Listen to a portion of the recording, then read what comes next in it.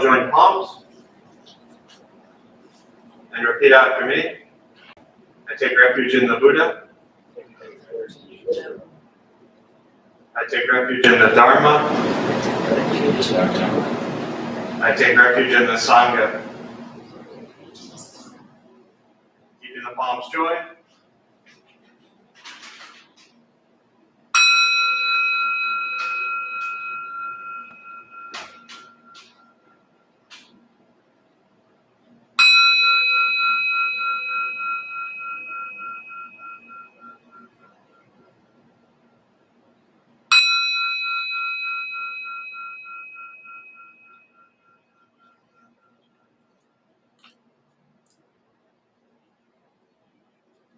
Put the palms down.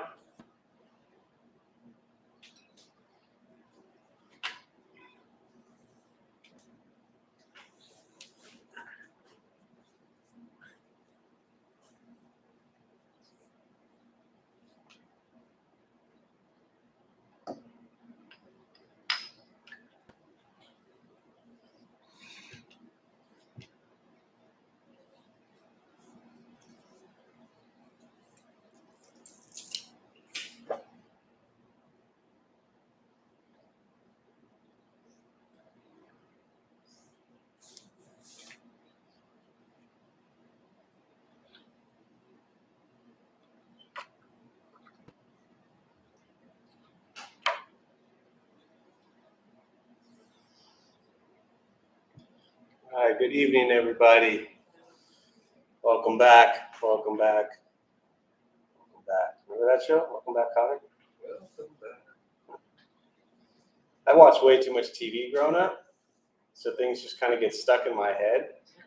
And I also have that problem, like things from like 30 years ago, and all of a sudden it's just like stuck. It's actually, to put a little Buddhist phrase around that, we call it conditioning. And how our minds are so conditioned based on what we see, what we hear, what we smell, what we taste, what we touch. We're so conditioned our entire lives to have these experiences, and then they just become ingrained in our consciousness. And in the Heart Sutra specifically, and then more specific to Zen practice, they talk about guarding these senses. Because these senses, while they're there, and we're not trying to like shut them off or get rid of them, it's not going to happen.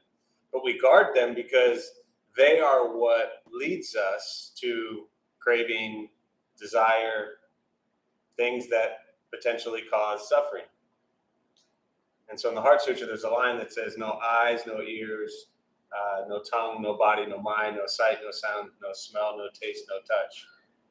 And so the practice is to just be very mindful and aware of how your senses drive your entire life without even realizing it.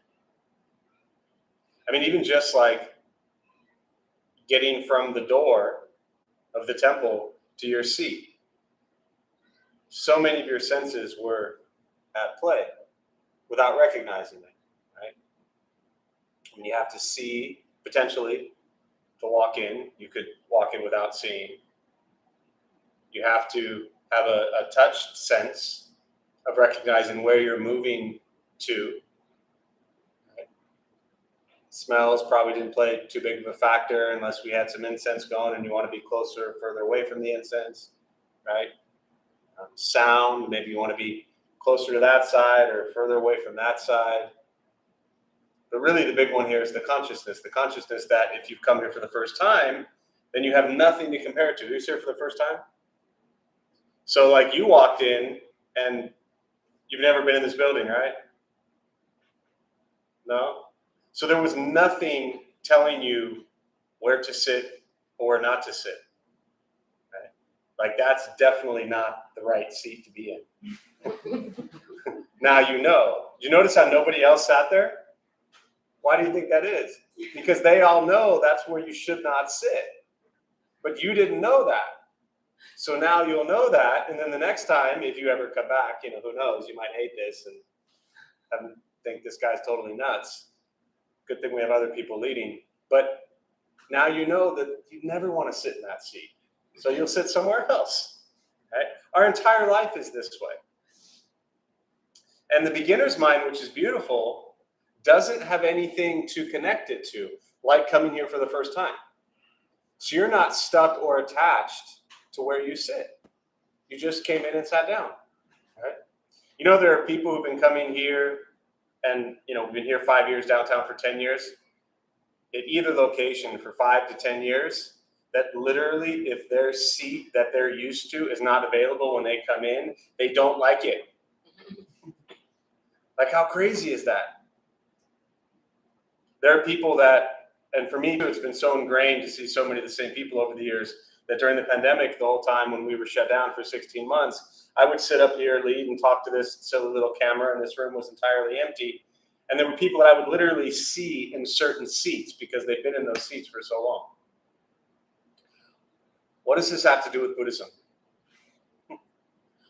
This example is what we do every day of our entire lives. We create habitual patterns, conditions, based on our senses and based on what brings us comfort, joy, satisfaction, pleasure. And we don't do things that bring us pain, suffering, aversion. So we constantly seek and crave comfort, and we run from discomfort. And these conditions are set up every single day of our lives in our mind without even knowing it.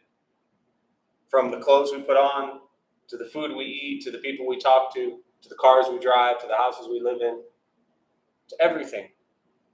We have a construct that we have set in our mind based on our senses, and we try to abide by that. And when we deviate from that at all, it fries the system completely. So now that I've cleared all of that up for you, we'll start with the meditation practice.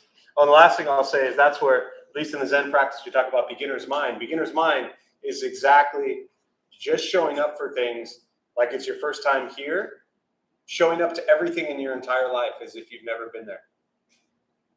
Because what that allows you to do is abandon the stories that are in your head about the expectations or judgments.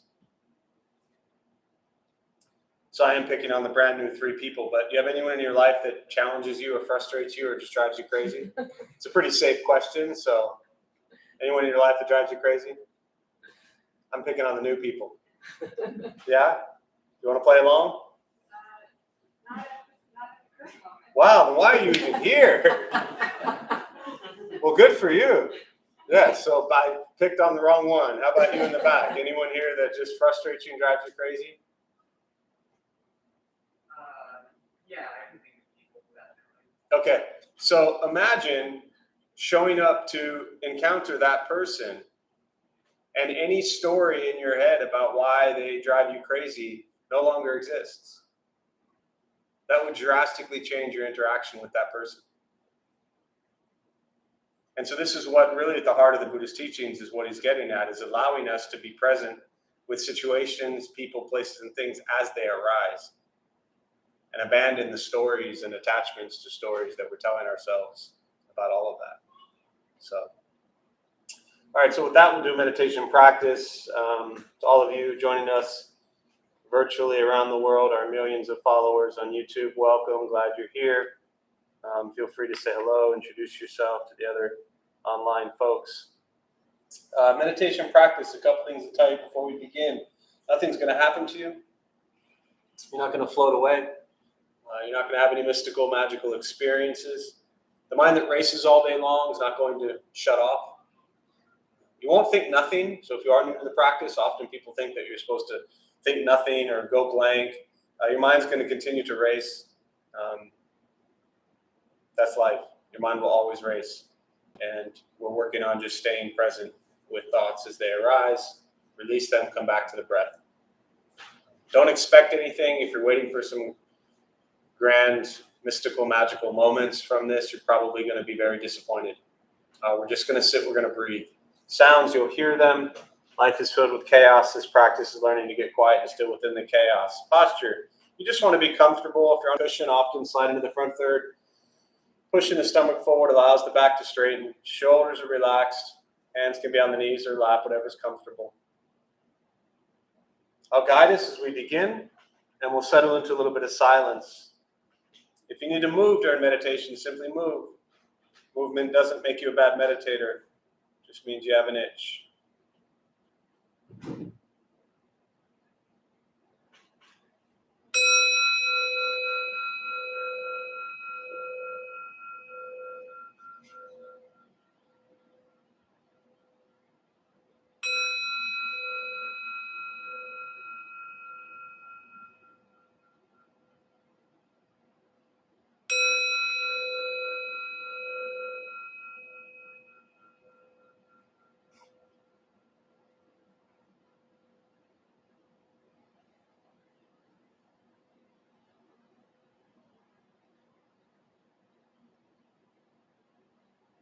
And starting with the eyes closed, if comfortable, or slightly open.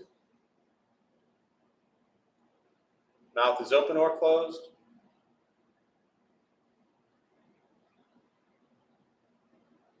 We'll start with taking 3 deep breaths, slowly.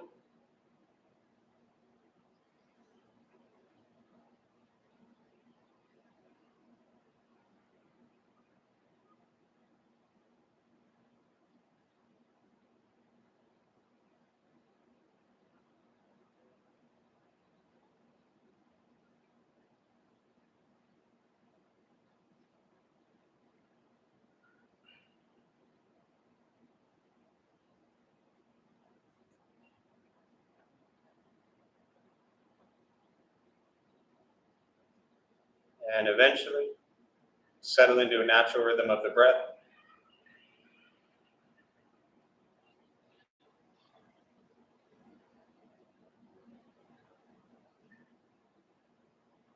Noticing the mind as it wanders, jumping from thought to thought.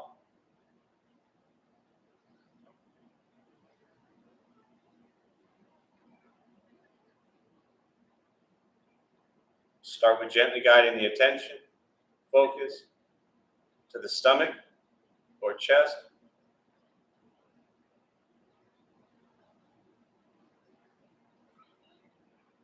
Breathing in, feel them rise.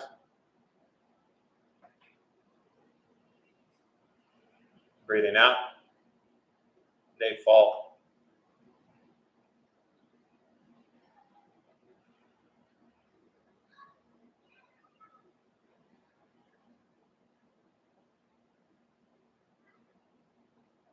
Simply continue this practice, observing sensation of breath,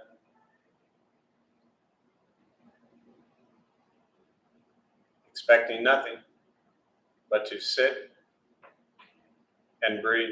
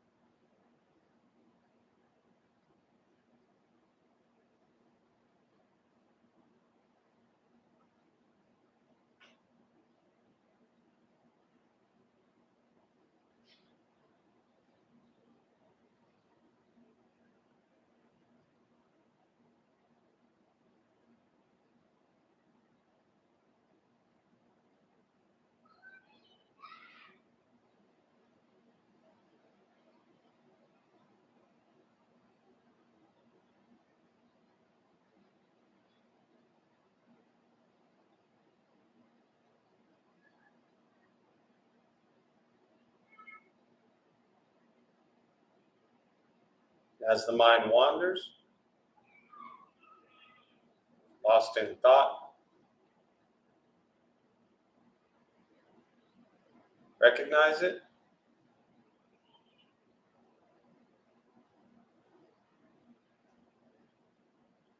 Release that thought.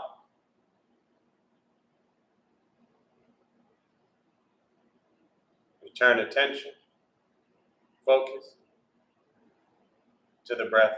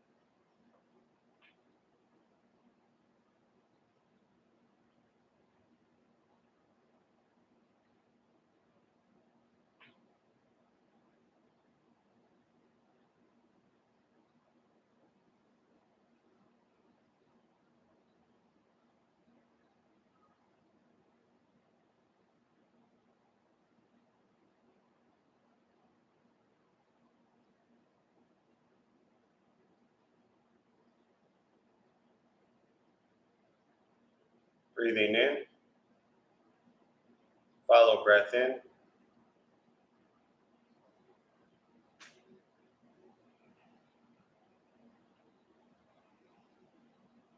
Breathing out.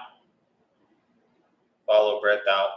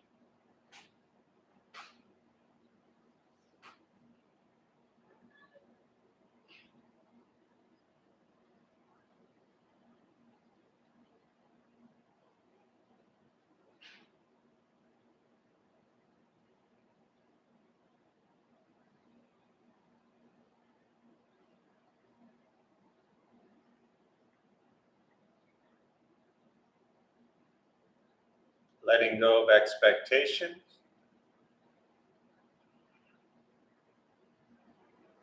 Letting go of judgments from the practice.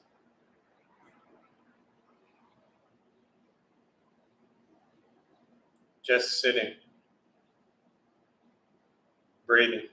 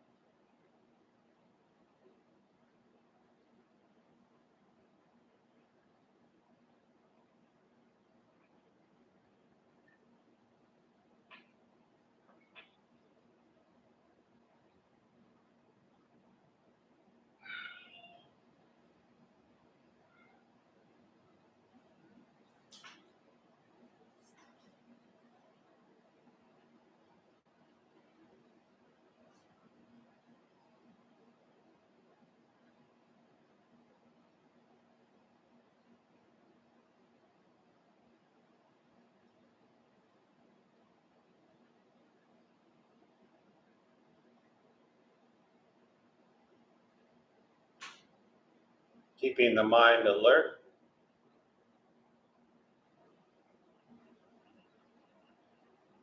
Aware of each sound.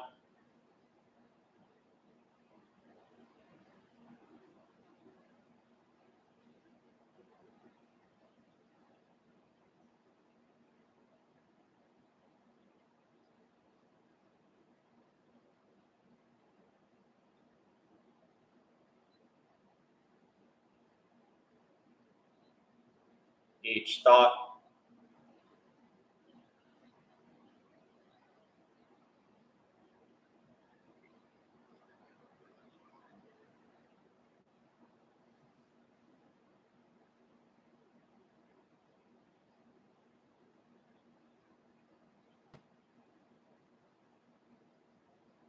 Each physical sensation.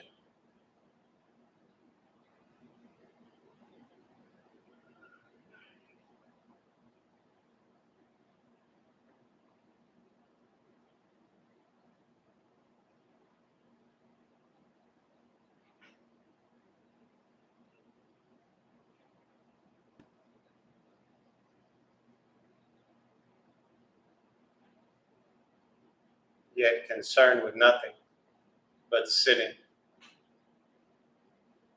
breathing.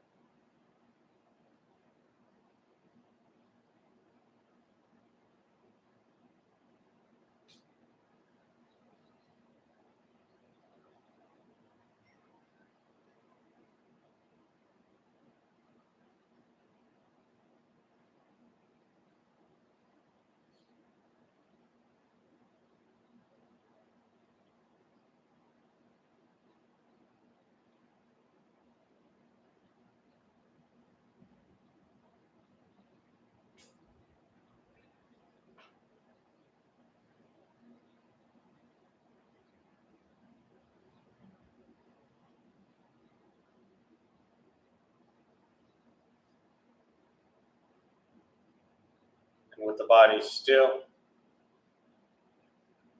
rested,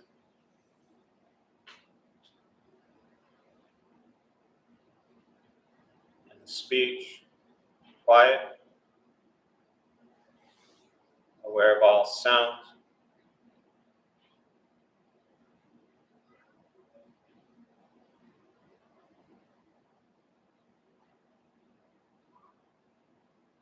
And the mind learning to settle.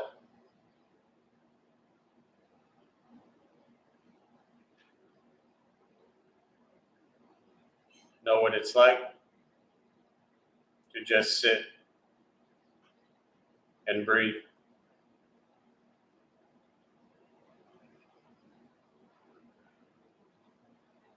Knowing with each breath,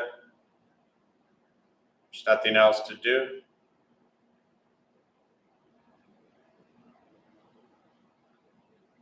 Nowhere else to go.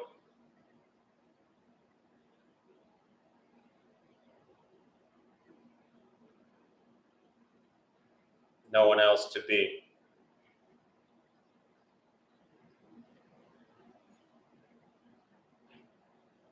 Everything beautiful, exactly as it is. Sitting, breathing.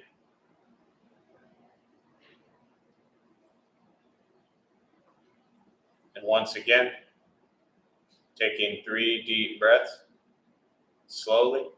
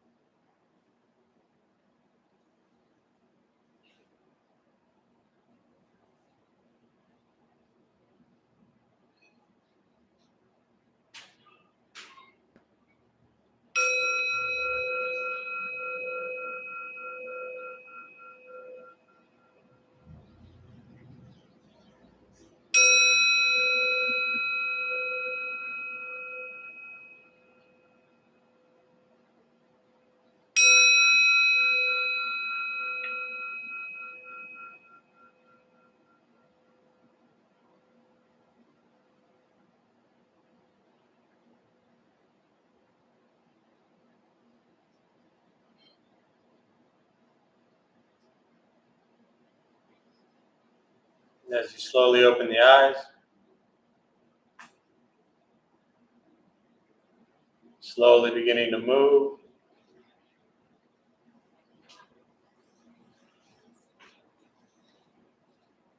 And most important, the practice of meditation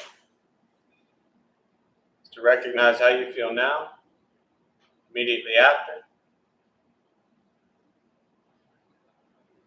Compare this to how you typically feel throughout your day. Recognize the difference, if there is one.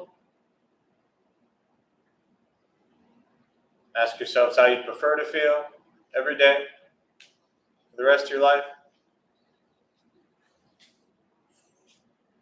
And realize however you feel now, if it's quiet, calm, and still, or a busy mind, racing mind, whatever you're sitting with at this moment has nothing to do with anything I said. It's nothing to do with how we sit and hold the hands or cross the legs. It's nothing to do with the sounds around us or anything else for that matter. It has everything to do with your own mind and your own mind's reaction to an external condition. This is what the Buddha called pratitya samuppada, means dependent origination. This is the basis of the Buddha's awakening. The word Buddha simply means awakening. He's a human being, no different than any one of us. He began to understand why he suffered, why he got angry, sad, depressed, stressed, anxious. He began to understand the causal relationship of all phenomena. What that means very simply for all of us, regardless of where you come from or what you believe in or where you think you're going, your whole life is filled with things that happen. You react. More stuff happens, more reactions. That's it. This practice is learning what it's like to respond to something quietly, peacefully, still. Because for most of us, the way you responded to the last 20 minutes is quite different from how you respond to everything else that's happening throughout your day. And so all we're working on is closing the gap to where the way you feel now is closer to how you feel always. Just as driven, motivated, productive, successful, whatever that means to you in your respective lives. But with a mind that's steady, clear, focused, distracted by nothing, disturbed by no one. This practice is not easy, not necessarily fun. It's not an escape, as often people think it is. Meditation is direct perception into the present moment and learning to be with each moment as it arises. Often we come to meditation thinking that if our life is a crazy, hectic, stressed out mess, that meditation is going to fix it. I hate to break it to you, but whatever challenges and struggles and stresses and chaos you were having in your life 30 minutes ago, they didn't change just because you're sitting here. They're all there waiting for you. So we don't practice meditation to be good at meditation. There's nothing to be good at. I mean, what did we just do? What did we just do?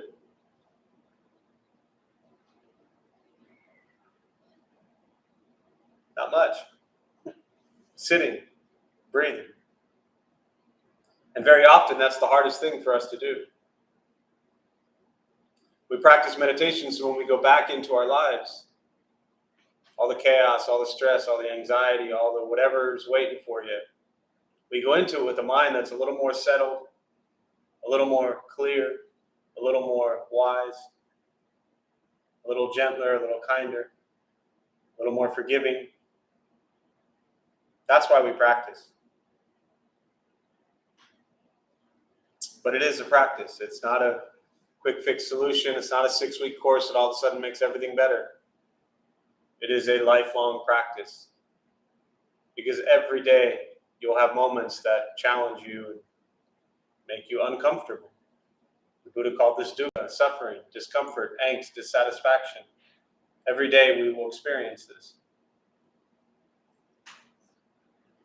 And And so this practice is just the same thing day in and day out. Being mindful of what we think, what we say, and what we do. That never changes.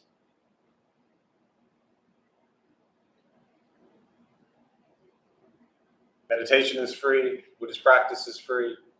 It's sitting, breathing, becoming aware of what you think, say, and do, and realizing how that has a huge impact in the world around us. But it takes time. So be patient with yourself, with whatever emotions are the strongest in you right now, or have been the strongest within you for many years. Be patient with those. Give yourself time to cultivate some loving kindness and compassion, and work on transforming whatever's in you right now into something that can be pleasant and beautiful. So give yourself a break once in a while. You're only human, I think. So with that, I'll pause. For me, I always really prefer just to respond to questions, meditation, Buddhist practice, anything you're sitting with. And we use the rest of our brief time this evening, and I'll respond to what's on your mind. And for those who are joining us virtually from wherever you are, again, welcome. There's a chat box there on the screen, as you probably see. Robert, hope you're feeling better. And feel free to type in any questions, and I should be able to respond to you online as well. So we'll open up to questions, meditation, Buddhist practice, anything you're sitting with.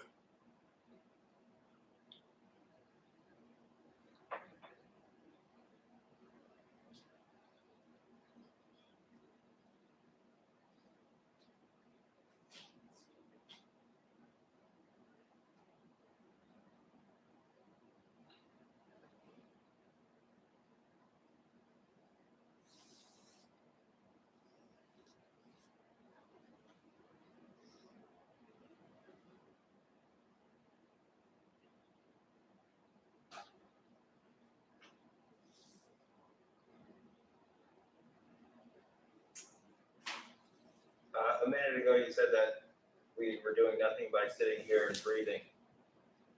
And then you told us that it takes time. We're developing a skill.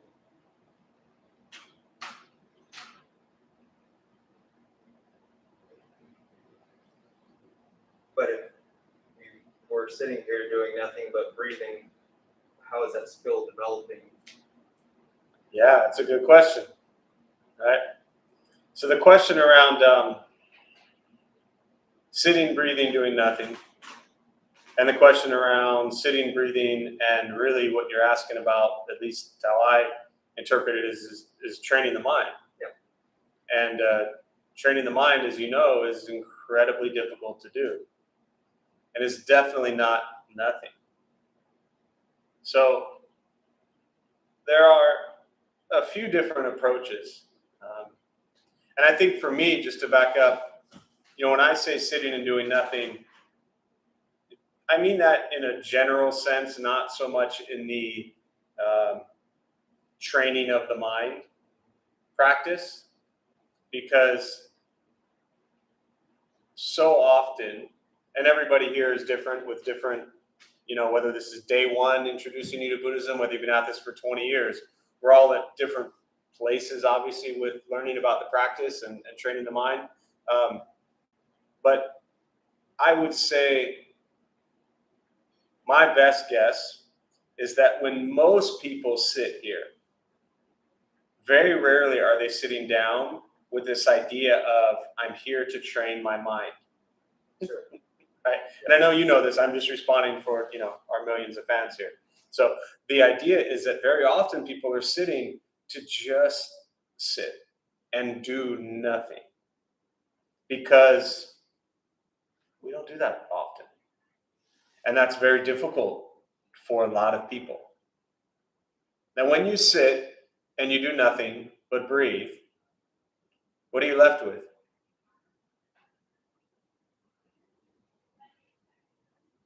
Not a trick question. When you sit and you do nothing but breathe, what are you left with? Thoughts. And what causes all the pain and suffering in your life?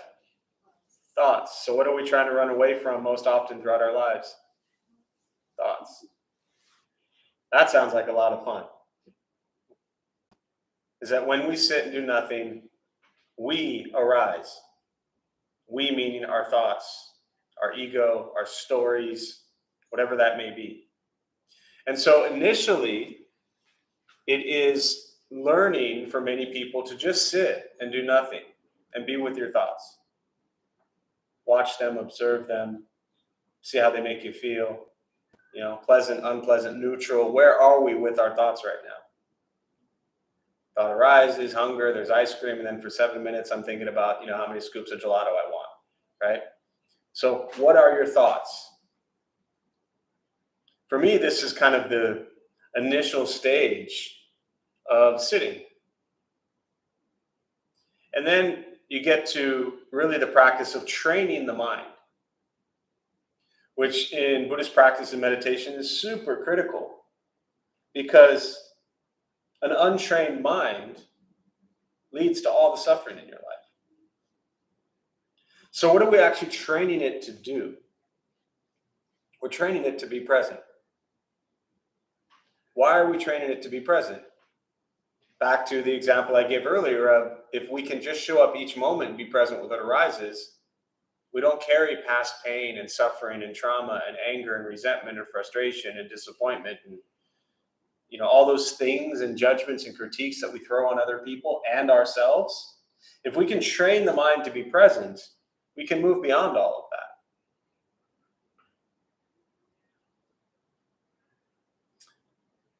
So let me give an example for everybody really, but especially those who might be new. So with regards to training the mind, what I'm working on personally as a practice, breath in, breath out, thought arises, recognize it, say it's hunger, release it, back to the breath. Next thought arises, breath in, breath out, hunger, release it, back to the breath. It's a constant recognition of each thought as it arises, and then training your mind to come back to present moment. That's what I want to do, okay? What do I not want to do? Thought arises, hunger. I'm hungry. What do I want to eat? I want a burrito. I'm going to go to Pokies. I want chips. I want sauce. I'd like some more water. So from one single thought of hunger, I sat here for 5 minutes thinking about a burrito. And now I'm hungrier than I was 5 minutes ago. Now, why is this important? Anyone ever been angry about something for 10 years? 20 years? We just add up the numbers at whatever age you are, right? When did that thing happen that you were angry at for 10 years? 10 years ago. Yet here we are today living it over and over and over in our mind. And we carry that pain and suffering over and over and over in our mind. This is an untrained mind. Constantly in the past, constantly in the future. Can we train it to be present and experience life as if everything is brand new for the first time? Like walking in here and just having no idea where to sit. So, yeah, that's my ramble. Thanks. Good question.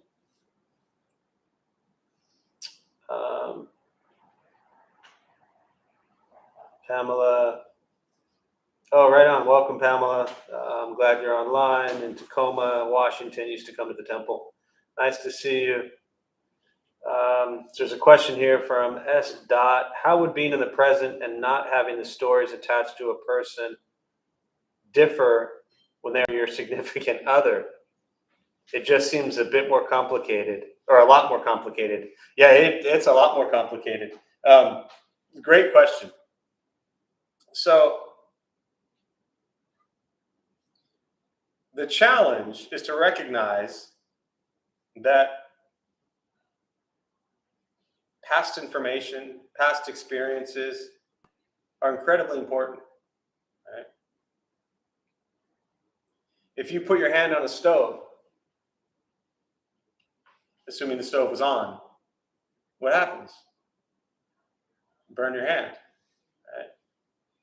So it would be very wise to walk into the kitchen the next day and the stove's on and not put your hand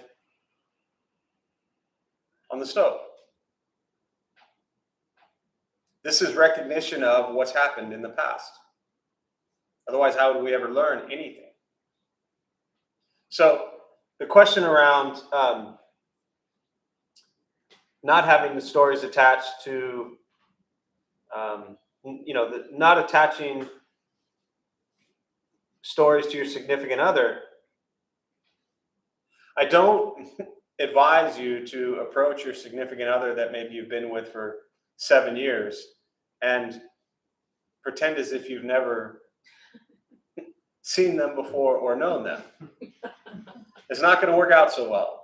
So I don't know who you are. I just seen S. But please don't go to your significant other after this class and say, I sat in on some Buddhist thing and some dude told me to just pretend I've never seen you before. But let me ask you this, S. Is there anything that you're really just angry still at or towards your significant other? And could you possibly, next time you see your significant other, not hold that past story in your heart and in your mind? Could you potentially just set that down and stop holding it over them? Anyone here like to hold grudges over people? We could be with somebody, David, I saw your hand like flying in the back, both hands, right? I mean, we could be with someone for like 30 years and they're flawless and they did one thing wrong 26 years ago and we just hammer them with it. How dare you do this?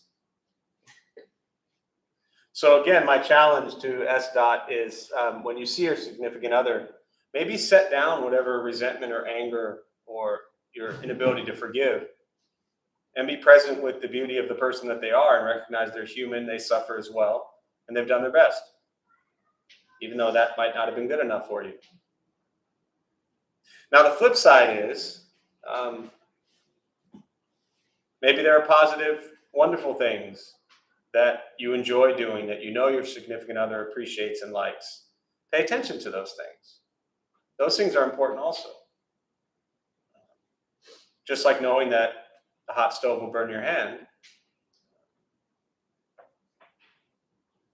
pay attention. So,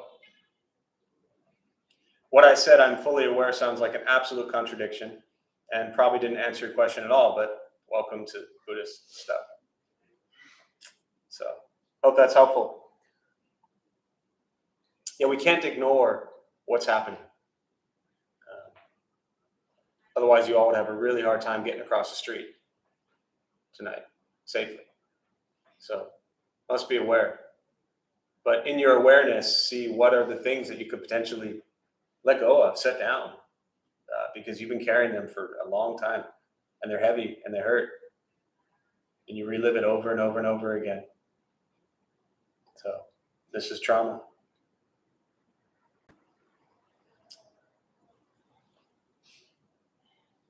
You are welcome. Other thoughts, questions on that, or anything else? Meditation, Buddhist practice, yeah. What's the relationship where you feel like you keep getting hurt by that person? So I heard the question and to repeat it. What if it's a relationship that you keep getting hurt by the person? Is that what you're saying? Yeah. Such a tough one and a very common question. And so let me just kind of generalize here for a minute in that, especially for those who might be newer to Buddhism, Buddhist practice talks about loving kindness and compassion for all people and have forgiveness and see everybody as having Buddha nature and, Buddhas to be and fully enlightened, potentially wonderful people. But that also doesn't mean we stand there and get punched over and over and over again. When we find ourselves potentially in abusive, toxic relationships, the Buddhist teachings don't say, well, a good Buddhist would just stay there, right? If someone started punching me, the wisest thing for me to do would be to turn and run away. not only do I stop getting punched, I've also stopped the person from punching me. Right? So I just want to say that first, is that maybe you did or didn't understand that piece of it, but for anybody really, there's nothing in Buddhism that says, oh, just stay in unhealthy relationships or toxic situations, whether it's, intimate relationships, friendships, whatever, work, whatever it might be. Life is way too short for us to make ourselves miserable every day. Now, maybe a little more specifically, I think, and I don't want to know details anyway. So without getting into details, I think it's important in any situation like this, again, whether it's intimate relationship, family, friendship, work, is to ask ourselves, what's our role in this dynamic? What are we potentially doing that is making things healthy or unhealthy? Have we taken care of our own side of the fence, first off? And if we've done that, and when we've done that, we recognize that this dynamic, this kind of karmic relationship, just still is causing us tremendous pain and suffering, then it's probably time to remove yourself from that situation.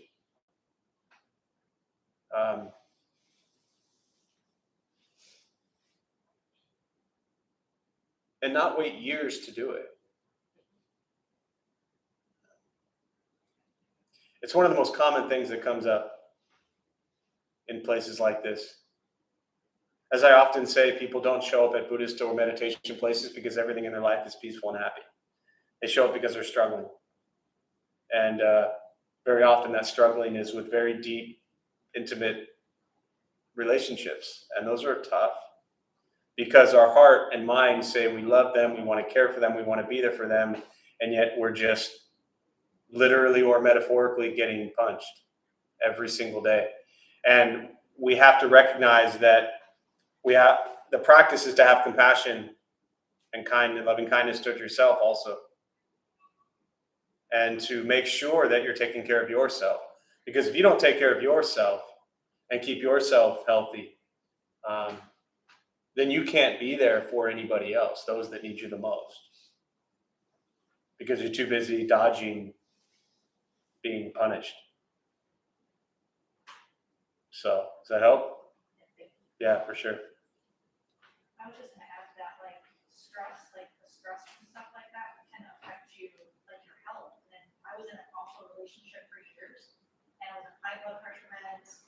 I thought I was getting dementia at 40, and I just stayed, and then I ended up getting cancer.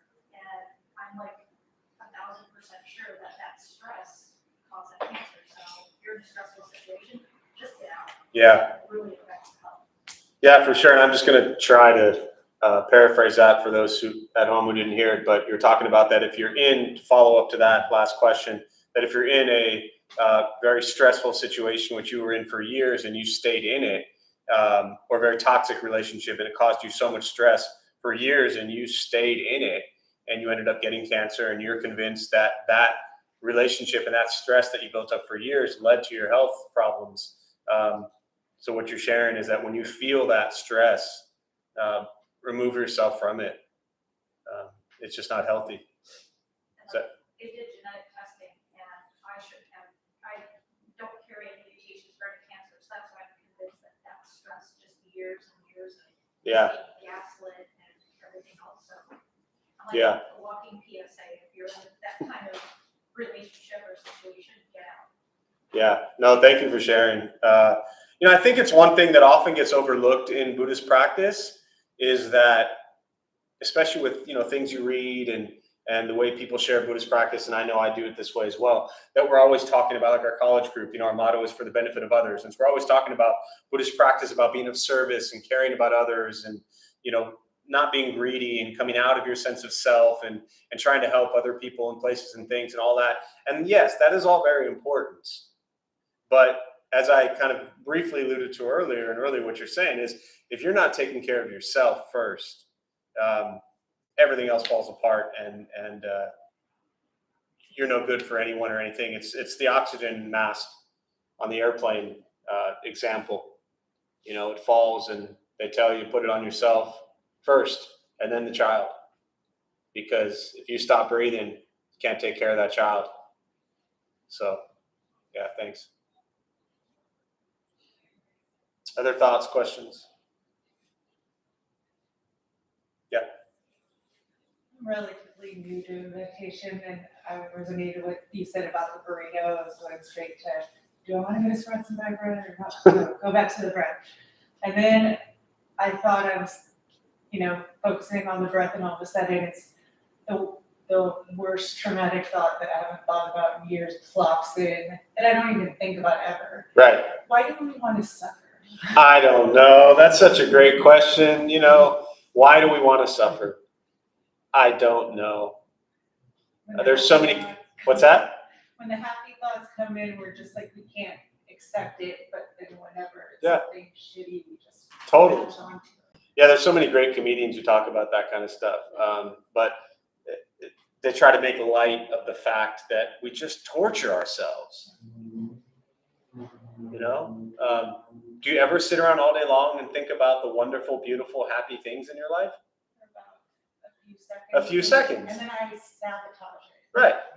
It's almost like we've just convinced ourselves that we don't deserve happiness. And I don't want to get into like playing therapist, right? This is meant towards you, but I'm just saying in general, I try to stay away from like getting into kind of the therapy side of this stuff. But for whatever reason, we just feel very often, and a lot of it has to do with childhood and upbringing and experiences, things like that, that like we don't deserve happiness. And so when a pleasant thought arises, a pleasant experience arises, it's almost as if we tell ourselves, I don't deserve that. Where's all the crap? Mhm. Right? It's like I came to the loving kindness meditation a couple weeks ago. Yeah. It was so easy for me to think of 10 million people that I could send it to, but then to think about it back to myself, there was a lot. That's the hardest. Yeah. We are our own worst critics, enemies, and nightmares. We torture ourselves, right? So the question of why, I can't tell you. But what I can tell you as a practice and something to continue to work on for someone, as you said, who is newer to meditation, I've been doing this practice 20 years, every single day for the last 19 years. And my mind is still a mess. So you got that to look forward to. That's the good news, right? Now, let me give you another example of not answering why, but how this stuff actually benefits your life. Or one example, there was a kid years ago, and some of you may have heard this story, but I was doing meditation at KPBS on Mondays, and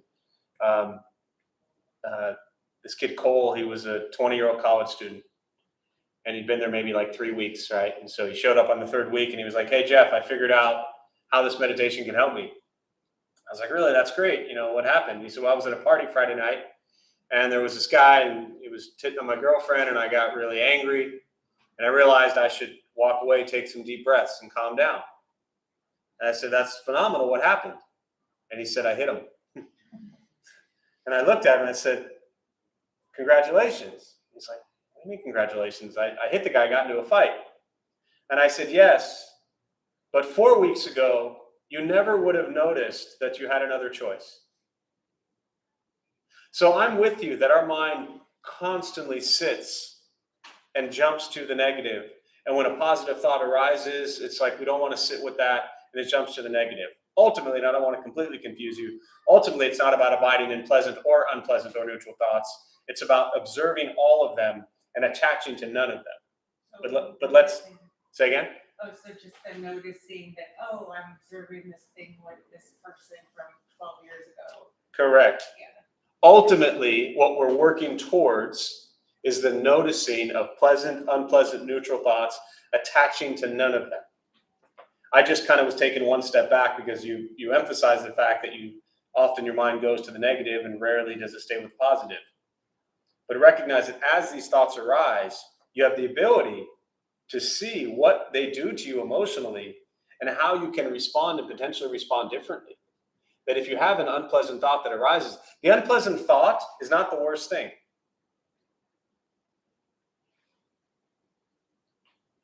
What's worse than the unpleasant thought? The thought we have about it, unpleasant thought. But the thoughts are just the thoughts. What do thoughts become? Action. Action. And that's where we get ourselves into trouble. So it's kind of and I'm not one who looks at meditation as like beginner, intermediate, advanced, or stages, but I think it's beneficial early on as a new meditator to spend a lot of time noticing, observing, not attaching to any of the thoughts. But when you're going through your day, realistically, right? I mean, it's like just about 8 o'clock. Do you know how many times you could potentially still get pissed off tonight? Right?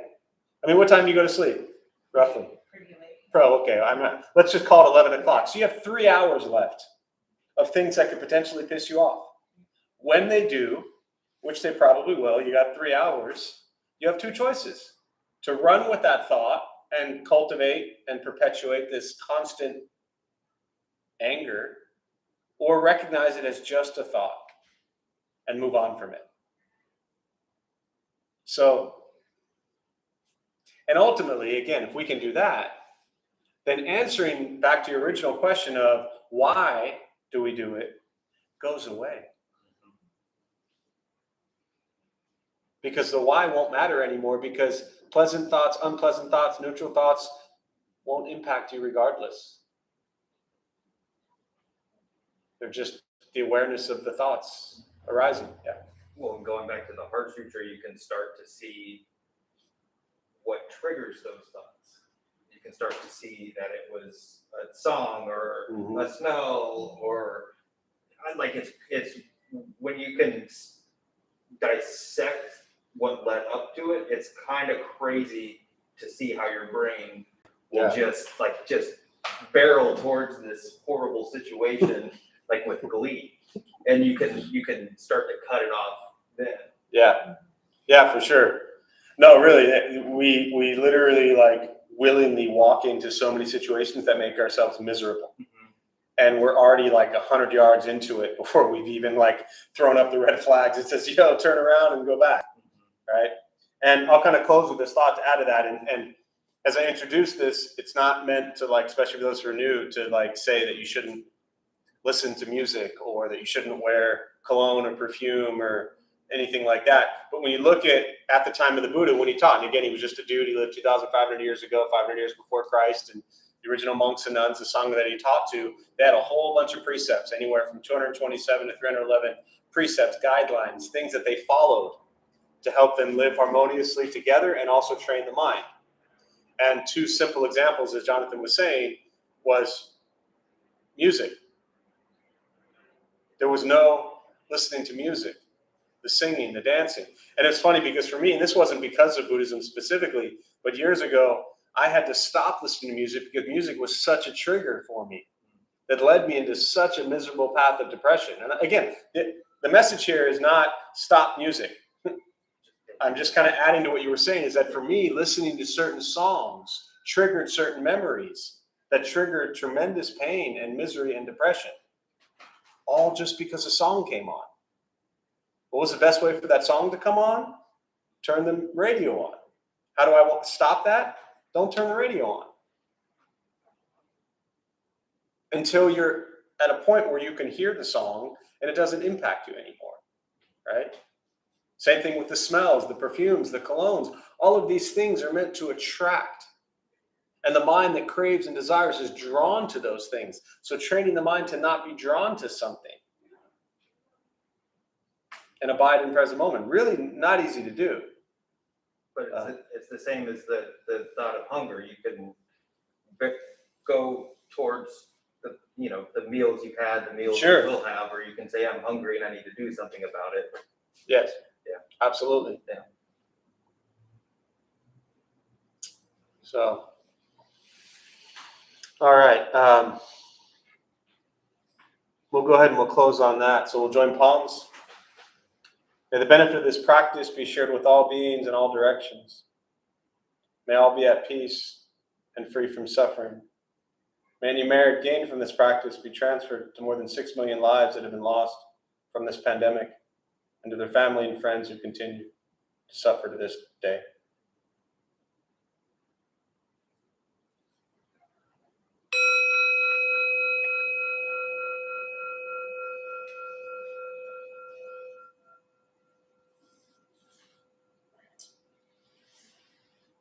All right, before you all head out, we have just a couple quick announcements from Dharma Bum host David. Thank you, David.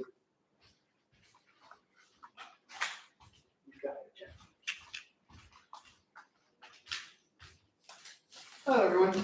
I'm Dharma Bum host David. We opened the Dharma Bum Temple 15 years ago to introduce Buddhist practice to those who show up. Those who lead are not nuns, monks, gurus, masters, or teachers, and are not looking for students. They are simply practitioners sharing their interpretation of the practice with others. Just about every night, we have different classes led by different people from various Buddhist traditions. We have a recovery sangha that meets several times a week for anyone battling addiction, drugs, alcohol, or anything else for that matter. A family sangha for parents, kids, toddlers, and teens, which currently meets once a month. We also offer a half-day silent retreat the first Saturday of the month with an RSVP required. Everything we offer here is always free. The full schedule is on our website and posted in the entryway above the shoe rack. We also have a lending library. If you see a book you like, feel free to borrow it and bring it back whenever you are done with it. Please straighten your seat or cushion before you head out. We thank you for being here and we hope to see you again. Thanks, David. Thank you all. And that seat, by the way, is totally fine.